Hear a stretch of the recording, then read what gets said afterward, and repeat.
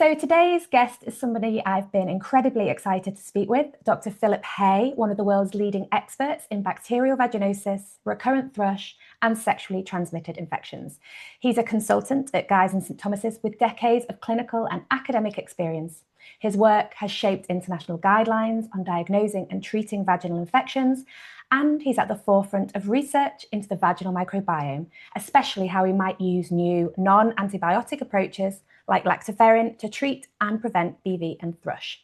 We first connected through our shared interest in women's health, lactoferrin and microbiome science. In this interview, we're going to unpack what BV actually is, why it's so misunderstood, and how it connects to everything from recurrent infections to reproductive health, pregnancy, and even health inequalities.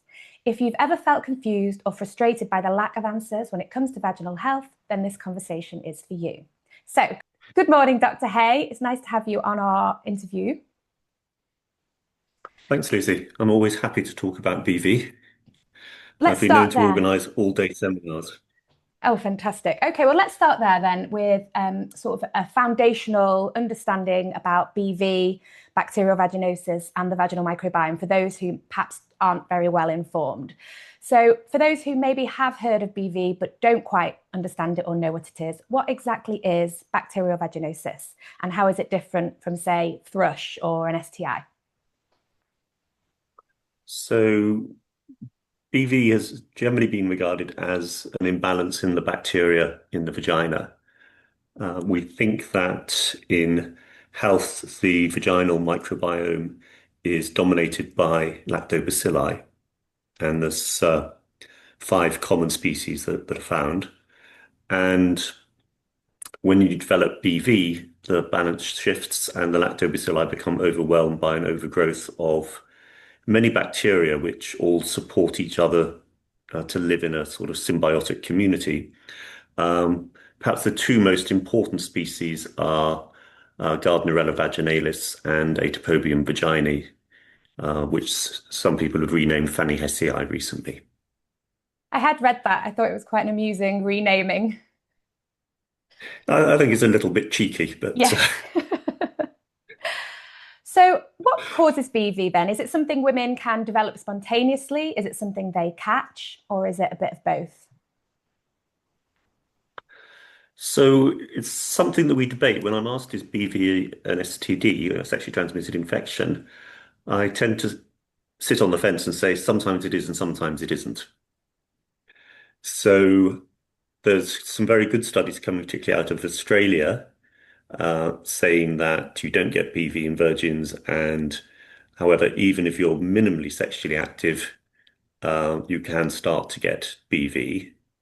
Against that, there's a very old study by an American obstetrician called Bump, which I always thought was a great name for an obstetrician, um, who looked at virgin adolescent women and said he found BV in 12% of them.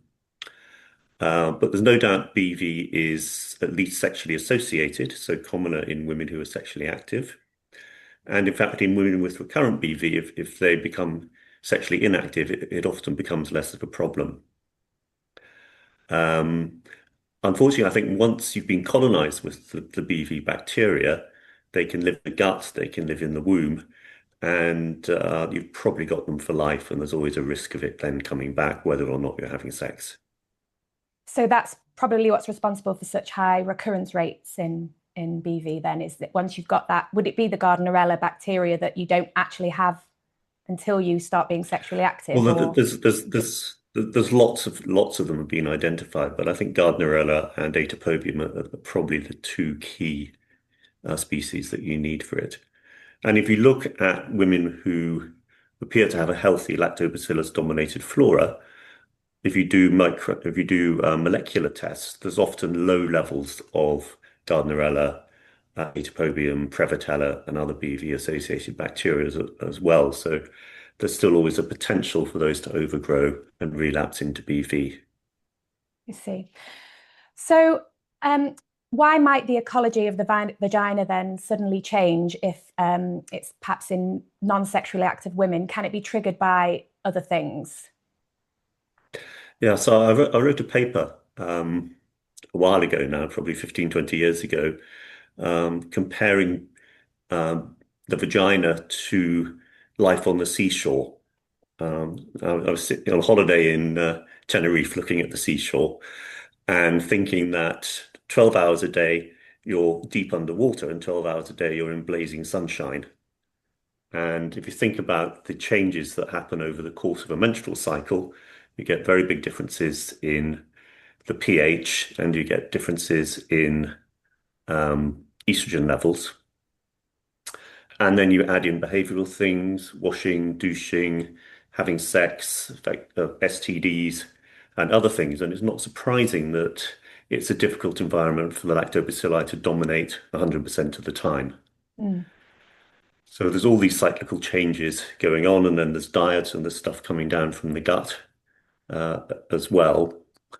But many women with recurrent BV say it comes back when they have a period. And I always say BV loves blood.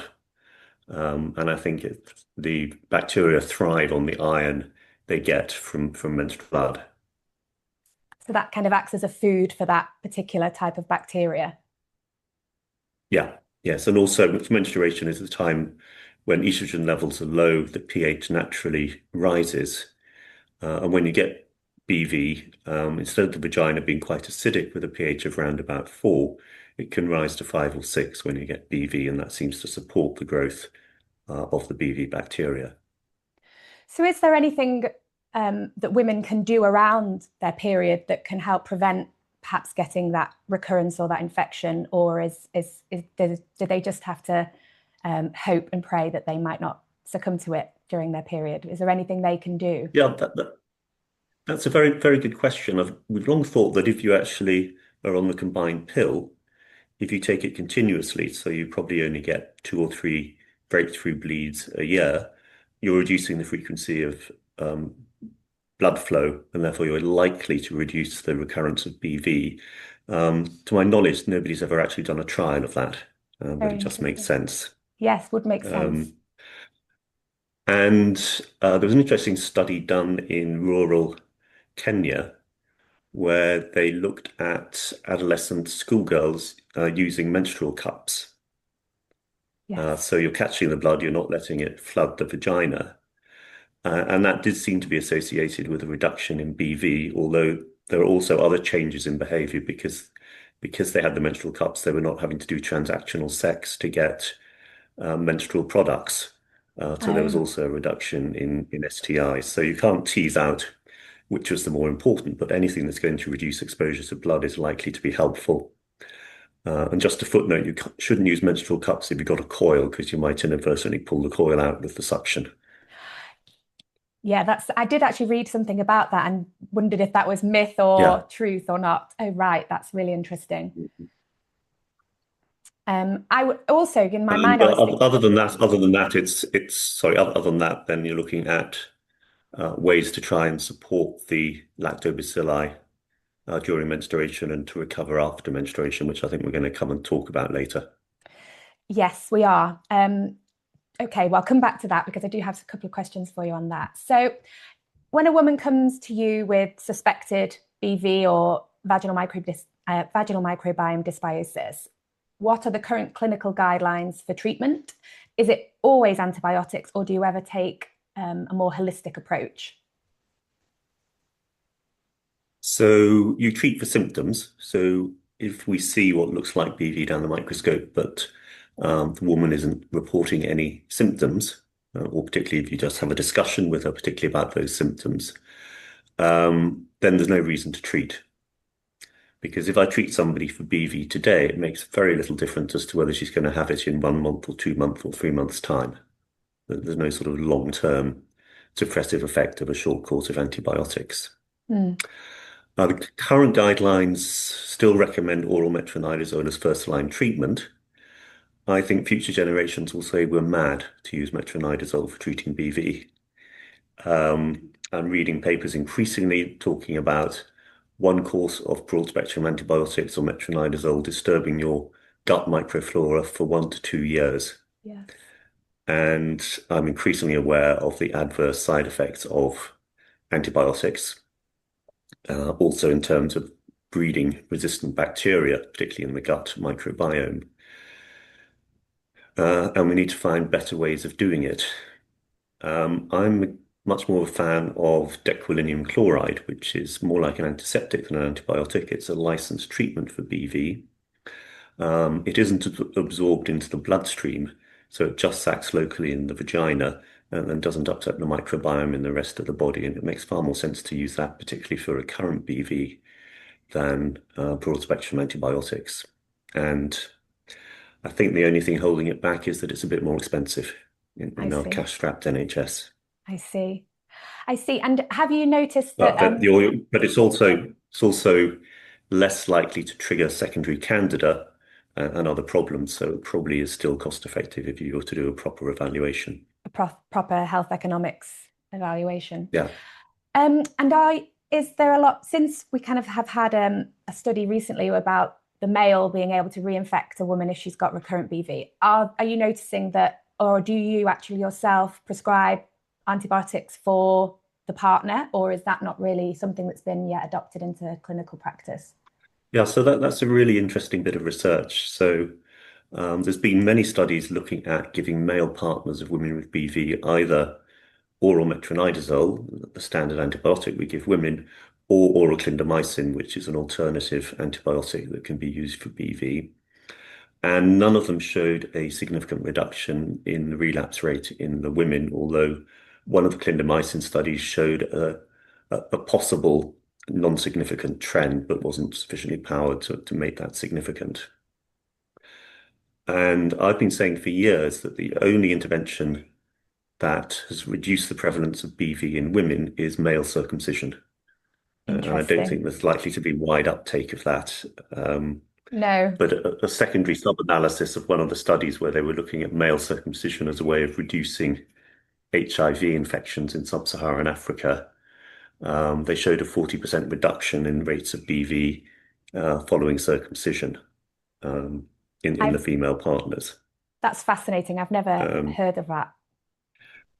so I've been saying for years the foreskin's got something to do with it. And what they did in this Australian study is they gave the male partners oral metronidazole, but also clindamycin, the other antibiotic, um, to apply to the end of the penis under the foreskin if they had a foreskin Hmm. and the head of the penis twice a day for 7 days whilst they were taking the metronidazole and their partner was taking metronidazole. And there was a 50% reduction in relapse rates Wow. in the female partners of the treated men. So not a complete cure, and there was still 50% relapse at 4 months in the women whose partners were treated. But the first trial of male partner treatment that's shown a big reduction in the rapidity of relapse in the female partners. And Wow. I guess that reflects what I was saying, that if women stop having sex, they often have less of a problem. Yeah. So there's no doubt these bacteria can live, particularly under the foreskin, and be a cause of reinfection. If you look back at some of the old studies, which would definitely be regarded as unethical now, Gardner, who was an American obstetrician, first described what we now call BV. Hmm. And he was convinced it was a sexually transmitted infection caused by the bacteria we now name after him, Gardnerella. And if he grew Gardnerella in the laboratory and infected, in inverted commas, female volunteers with pure growth of Gardnerella, he wasn't successful in inducing BV. Only 1 out of 13 developed BV. But when he took fresh vaginal fluid from somebody with BV and used that, then nearly all of them developed BV. So Oh, if your male partner has the BV bacteria under his foreskin and you have unprotected sex with him, there may be enough bacteria there to overwhelm your lactobacilli and induce you to get BV. So it's not the only way no. you can get it, but it's certainly a way that you can get it. I'm quite interested in pursuing that study further because my suspicion is that actually, if you just use the clindamycin cream without the metronidazole and all the bad effects I've been talking about with systemic antibiotics, Mm. I suspect you'd probably get a similar benefit. And I'm having that discussion with some of my patients at the moment. And I think that'd be more acceptable for the men as well. Yes. Yeah. Okay, so I just want to move on to how studies suggest that bacterial vaginosis, obviously in and of itself, can be a symptomatic and unpleasant infection to have. But there's an increasing body of research that says it can raise the risk of things like other STIs and miscarriage, infertility, preterm birth, and all manner of different reproductive and gynecological issues. So can you explain why that is? What's happening in the body that this microbiome is having such a wide-ranging effect on women's health generally? Yeah. So it's likely that if you've got BV in the vagina, you've got BV bacteria inside the womb in the endometrium. And that can have adverse effects in pregnancy. There's very interesting studies, for instance, with IVF, where if you can culture lactobacilli from the catheter that's being used to introduce the egg into the womb, you have a far greater chance of a successful pregnancy than if you culture nothing, or if you culture Gardnerella or P-associated bacteria. Um, and there's one study done in Leeds where they showed that following IVF, women who had BV had a higher rate of very early pregnancy loss than women who didn't have BV within the first 2 or 3 weeks after implantation. Following on from that, we've known for a long time that women with BV have an increased rate of infection-mediated spontaneous preterm birth. And what you can see is the bacteria in the womb, they start to grow into the membranes around the baby, cause inflammation there. Ultimately, they can get into the amniotic fluid, causing amniotic fluid infection. And from there, they can get into the fetal lungs and cause fetal sepsis and, in the worst case, intrauterine death. So BV is quite strongly linked with second trimester miscarriage and spontaneous preterm birth. As also is another bacteria not specifically related to BV, ureaplasma. Yeah. Unfortunately, antibiotic trials treating pregnant women for either ureaplasma or BV haven't consistently shown a reduction in preterm birth rates. Although the one we did in South London using clindamycin did show a reduction in both late miscarriage and preterm birth. And there's lots of reasons for that. One, the antibiotics may not kill all the bacteria involved. Secondly, when you treat an infection with antibiotics, you may actually trigger more inflammation before the infection settles down, which could lead to the adverse event you don't want. And there are also concerns about, again, the effects of antibiotics in pregnancy on the neonatal gut and potential complications from that as well. So I regard the study we did with clindamycin as proof of concept that it is possible to intervene with that ascending infection in pregnancy. But the last thing I'd want is 15 to 20% of pregnant women being treated with clindamycin, because you'd soon have a big problem with antimicrobial resistance. And it can trigger a very nasty gut infection called Clostridium difficile, which it can be a very severe, potentially fatal infection. And you'd rapidly find your neonatal unit full of spores of C. diff, and you'd have a major problem on your hands as well. So we need to find a more gentle physiological way of intervening in pregnancy, not blunderbuss antibiotics. Are women screened for BV when they become pregnant? Is that part of a screening No, process? because we haven't consistently shown that we know how to intervene to improve the pregnancy outcome. Yes. So in our study, 83% of women with BV had a normal preterm birth compared to 91% of those that we treated. Right. Wow. So still the majority are going to be fine, is the message.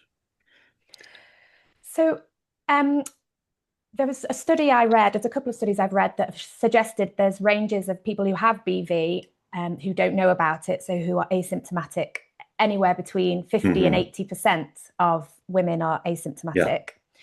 So I mean, I'm just thinking about the risk factors some of the risk factors we've discussed, which is, infertility, miscarriage, preterm birth, um, women's related cancers, polycystic ovary syndrome, etc. Should we be screening women for this if it's so important, and so many women might have it and not realize it? Yeah. I think that consistently strong relationships have really just been shown with preterm birth and late miscarriage, and post um, termination of pregnancy infection as well. And there is a case for screening and treating women before they have a termination of pregnancy, at least a surgical one.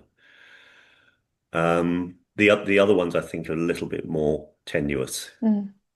But certainly anybody with infertility going for IVF, I think it's very much in their favor to try and optimize their vaginal microbiome and get a lactobacillus-dominated flora. Yes.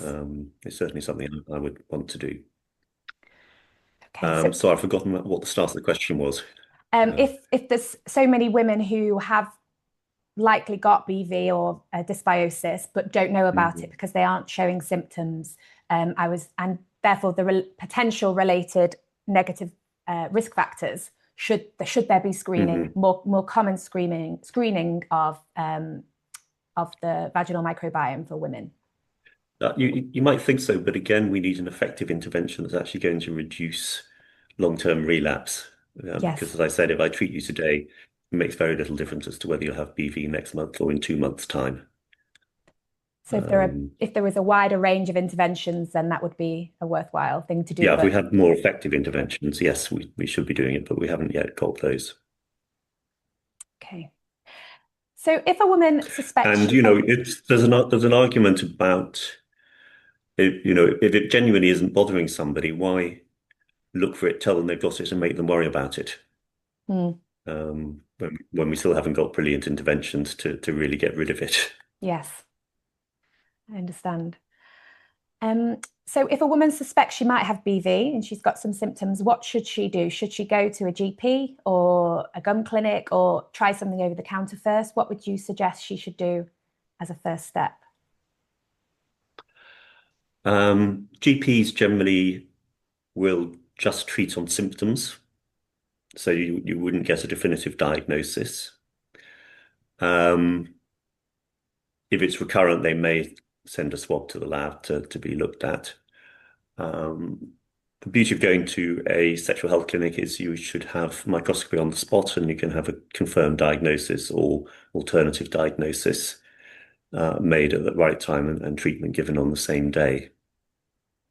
Um, and most gynecologists, except in private practice, aren't accessible for rapid appointments in the UK. Mm. So probably a sexual health clinic would be the easiest thing to do. The home testing kits for sexually transmitted infections don't include tests for trichomonas, bacterial vaginosis, or thrush at the moment. So whilst it's nice to rule out sexually transmitted infection if there's a risk, you're not going to get a diagnosis of a vaginal infection from that currently. I see. And some of the Sorry.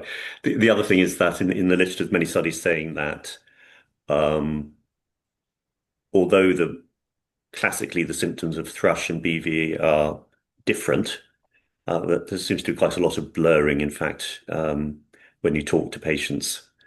Um, so it's difficult to make a definitive diagnosis just on the symptoms. And also trichomonas can have some of the features of thrush with the soreness and irritation, and some of the features of BV with a fishy smelling, watery discharge as well. And that's always one to look out for in the list of alternative diagnoses. so really the best option then is to go straight to the sexual health clinic if you've definitely got sort of Yeah, symptoms like that to yes. get. Mhm. And would you have any advice for women who do perhaps know that they've got BV or are struggling with recurrence, who are nervous about repeated antibiotic use? Would Yes, I think, as I say, I think it's madness to have repeated courses of metronidazole. It just does a lot of harm. And I've certainly seen several women with recurrent BV who've developed irritable bowel syndrome because their microbiome's been so upset by the repeated courses of antibiotics. One thing I should have said in answer to the last question is you can get this, what's essentially a pH test. Mhm. I think it costs about £10 from a chemist to supposedly differentiate between BV and thrush, but I don't think it's much better than a pH test, and I think it's a bit of a waste of money. I think you're better Okay, getting a definitive diagnosis. great. Um, what was I going to say? But remind me what your second last question was. It would be advice for women who are nervous about repeated antibiotic use. Could you give them any advice as to what else they could do if they are nervous about that? Yeah. So things you can access in your local chemist. There's probiotics, and which are of variable quality. I don't think, generally speaking, taking an oral probiotic, I don't think enough of it really reaches the lower gut and the vagina to have much of an effect.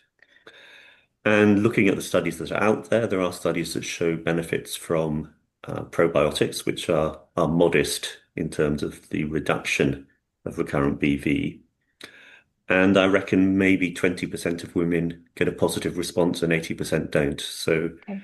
if you're using probiotics and you're responding well, fine. If you're not, don't keep wasting your money.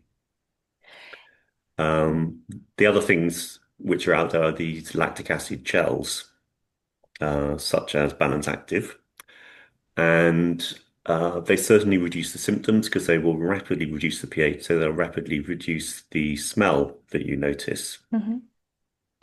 But when I got some of my women with very frequent severe BV to use it and take a swab for me every day to look at the effect, most of them just went back to a sort of intermediate flora, not quite BV. And then once they stopped using it after a week, they rapidly relapsed to full-blown BV. There was a randomized trial reported about 2 years ago where they compared it to metronidazole. And overall, there was about a 20% clearance with the Balance Active, which I reckon is very similar to the figure you see for spontaneous clearance in women taking placebo Mhm. in other trials. So not very different to no treatment in practice, but it will reduce the symptoms. And again, if you feel it benefits you and gets rid of it for more than just the week that you're using it, fine, carry on using it. It's not an antibiotic. It's not doing a lot of harm to the rest of your body. Great. So, is there a difference between, say, using vaginal probiotics versus oral supplements? And does it matter if they are, does it matter A, if they're enteric coated, or B, what actual probiotics are in there? So, should we be looking if a healthy vaginal microbiome contains lactobacillus and lactobacillus crispatus, should we be looking for those kind of supplements, or what would you suggest? Yeah, so one of the best studies was with Lactin V, I think is the trade name, a Lactobacillus crispatus strain developed in the United States by Sharon Hillier, who's the doyen of BV in the world. Um, but as far as I know, that isn't yet marketed in the UK. It's Mhm. available in the US. I have got one patient who accessed it from there. And otherwise, Gregor Reed's been working on these for years. He's got a combination of Lactobacillus rhamnosus and I forget what the second one is, Is which it L primarily, L.G something, Gasari, is it, or something? I don't think it's Gasseri, no, No. but yes, it's a while since I've read the papers. Um, and that's got quite a lot of research behind it. Um, and they don't seem they're not the primary vaginal strains, but Mm. again they help a proportion of women, but not all. Okay. Um, Other than that, there's another preparation marketed in Europe which contains a little bit of estrogen as well, Mhm. and we know that estrogen supports a lactobacillus flora, um, and again that has again some modest improvement for women using that as well. So you're leading some research on lactoferrin as a natural and Mhm. non-antibiotic alternative for BV and thrush. And I want to ask you about lactoferrin because I'm very passionate about it myself. Mhm. So how does lactoferrin work in the vagina and what makes it so promising? Okay. So somebody told me lactoferrin is the only molecule in the world that has its own world conference every year, and that's been going for the last 20 years. So it's been looked at for lots of applications in cancer and infection and so on. So as an undergraduate, I was told that lactoferrin is a protein which we produce in all our secretions, saliva, tears, gut, vagina, and it has antimicrobial and anti-inflammatory properties. Um, but one of its main modes of action is it binds iron and stops that from being available for bacteria and fungi to use for their own growth. As I said earlier, BV loves blood and iron, and that's probably a very critical part of the development of BV. Now, in many fields, HIV and other fields, there's been a molecular arms race going on in evolutionary terms between us and our pathogens. So whilst we produce lactoferrin, Gardnerella and other BV-associated bacteria produce their own proteins called siderophores, and the little sods break open human lactoferrin and steal the iron back. Um, so human lactoferrin is not actually terribly effective Mm-hmm. against fighting BV or Candida, although if you measure levels, they do go up when you develop either infection. Aside from binding iron, they also are supposed to have some direct capacity to kill bacteria and fungi, and also to decrease inflammation as well, Mm. reducing some of the inflammatory levels of some of the inflammatory mediators. So what we're planning to study is bovine lactoferrin, which is extracted from cow's milk. And there's a 30% difference in the molecular sequence of bovine lactoferrin from human lactoferrin. And at least in the test tube, the siderophores of Gardnerella and the ones that Candida use can't break open bovine lactoferrin. So once the iron is bound by that, it's not accessible to bacteria. And we've done some preliminary work showing that, at least in the test tube, it's very potent against Candida. It's harder to do that with Gardnerella because to grow Gardnerella, you have to put iron in your culture medium. And how much do you put in to be physiological rather than Yes. overwhelm the effect of the lactoferrin? So that's actually rather more difficult to do. Um, One little factoid I learned recently is that almost uniquely in the human microbiome, lactobacilli don't use iron as part of their essential, what are called redox enzymes, where we metabolize oxygen to open up energy in the cells. They use an alternative metal called manganese. And so that's one of the reasons that lactoferrin is supportive of lactobacilli, because they don't actually need to get the iron that almost every other bacteria in the vagina needs. Fascinating. So we're going to do a preliminary study looking at it as a potential treatment for BV and Candida. It's not as rapidly potent as an antibiotic. It's going to be a bit of a slow burner. So we're giving it for a total of 3 weeks to see what effect that will have. Can't wait to see how that goes. That's really fascinating then about lactoferrin being a treatment for BV. Would it be something also that might have a preventative effect as well, so that women have maybe more options so that they can proactively manage their vaginal health rather than having to wait to develop BV? Yeah. I think as I say, that it's not as rapidly potent as an antibiotic. So I think it may have more of a place as a supportive, preventive treatment rather than necessarily as an active treatment. Um, and there are studies going on looking at it in that role as well, Fantastic. which aren't being done by us. Fantastic. Well, it's very exciting. There's also a fascinating study done in Italy looking at it as a way of preventing preterm birth.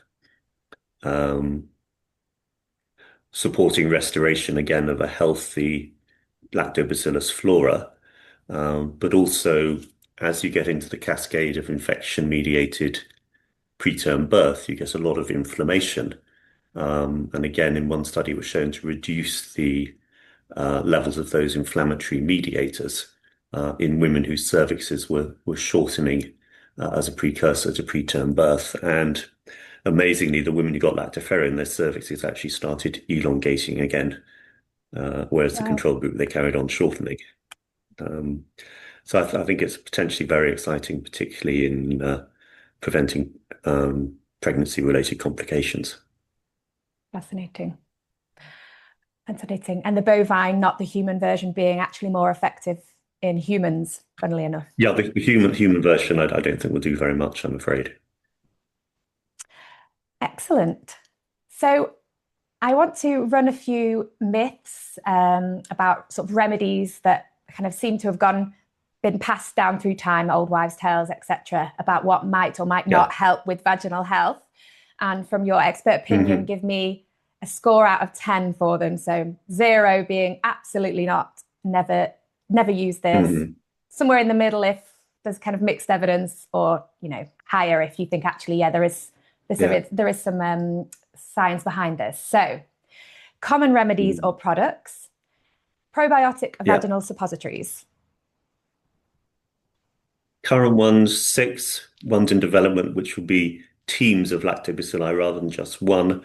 I hope will be a 9, but let's wait and see. Fantastic. Douching, 0. boric acid. Oh, It's carry on. Yeah. interesting. Every paper you read about BV associates BV with douching. But I wonder how much of this is chicken and egg. So I think if I was a woman, I woke up with a horrible smelling discharge, the first thing I would want to do is try and wash it out. Yes. Um, but there's no doubt repeated douching is not good for your vagina microbiome because you wash out the good guys as well as the bad. Boric acid. I'll give that a cautious 7. Um, it's a very interesting ancient remedy. Mhm. Potentially harmful in pregnancies is the first thing to note for anybody listening to this. So you can't take it if you're at risk of pregnancy or trying to get pregnant.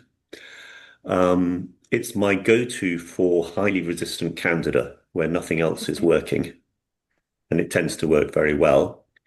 However, because of the potential harmful effects in pregnancy and no long-term toxicity data, I'm very wary of using too much for too long.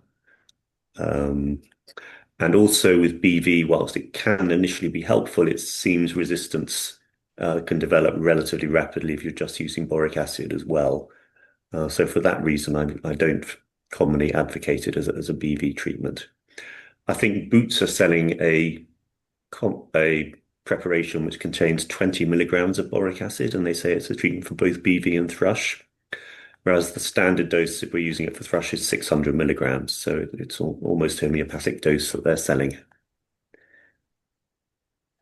Okay, switching to organic cotton underwear. Um, 7. Again, there's no randomized trials, but seems to make sense. And a lot of women are advised to let things air out overnight, so not wear pajamas and not wear underwear at all. What would you say about that? 5. Again, there's no evidence. It's just supposition. Using menstrual cups. Yeah, again, limited data is just that one study I'm aware of, but I'll give that a 7 as well. Using standard tampons that are on the shelves. Um, Neither here nor there. 3. Coconut oil. Uh, no clinical data that I'm aware of. I've seen a little bit of, I think, in vitro data, so I'll give that a 3 as well. Has there been any data on MCT oil or different types of MCT oil specifically, rather than, say, just standard food coconut oil? Not that I've seen, no. Eating more garlic. I'll give that a 1. I think it may stop you having sex, of course, but I don't think there's any evidence of efficacy. Um, Applying Greek yogurt to your vulva. Yeah, some women report relief from that, maybe more in terms of thrush than BV, but I think I'll give that a 2 as well. Drinking cranberry juice.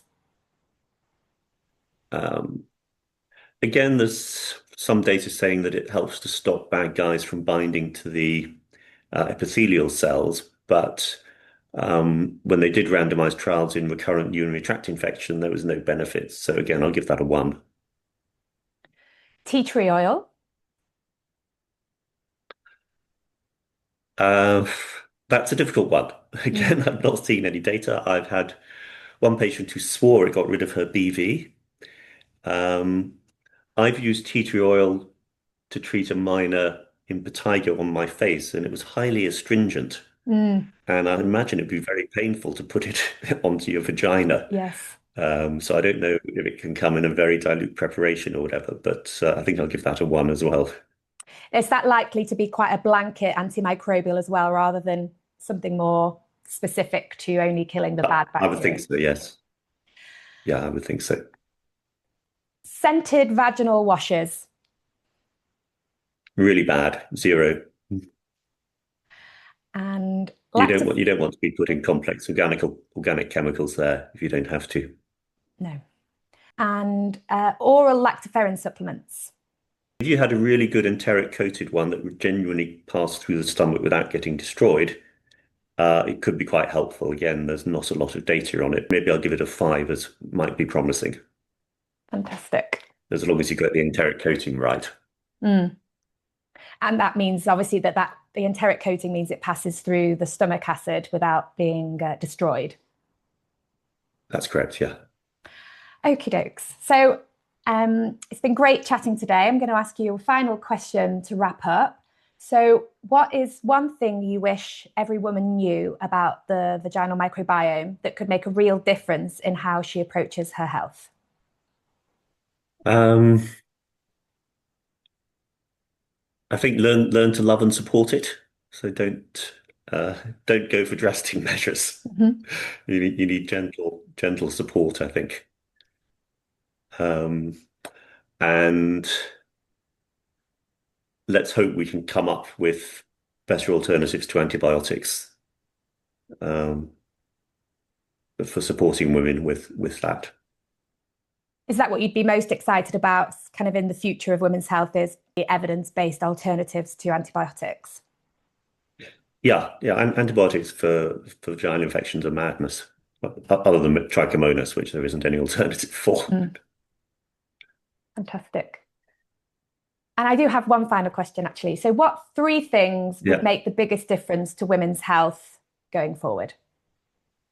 Um, I guess I would say good diagnostics, so cheap home test kits would be wonderful. And then better treatments, which are more supportive and physiological rather than blunderbuss antibiotics, is what's needed. And a third? And maybe avoiding foreskins. I think it'd be a good spot to end there. Thank you so much, Dr. Phillip Hay. It's been an absolute pleasure to talk to you. I've learned so much. We've already spoken, obviously, before at some length, Yeah. but actually I've learned myself so much during this conversation. So I really appreciate you spending the time talking to me today. And thank you very much. Okay, cool. Always a pleasure, Lucy. Thank you.